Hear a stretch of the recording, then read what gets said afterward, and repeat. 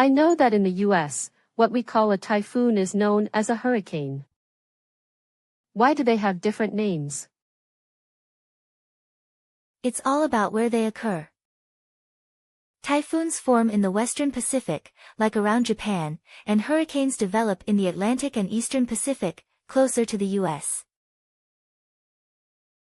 Oh, so it's just the name that changes. Typhoons. How are they in Japan compared to the US? Do they hit often? In the US, hurricanes make landfall about 1 to 2 times a year. In Japan, typhoons hit a few times a year, too, so there's not much of a difference. I see. But I've heard the US has a lot of tornadoes, while Japan doesn't get that many, right? Yes, exactly.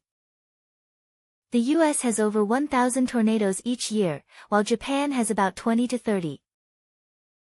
It's much fewer compared to the US. Wow, that many?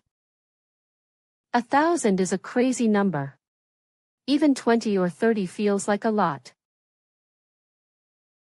Yes, predicting tornadoes is tough, but warnings often come out a few hours before they hit.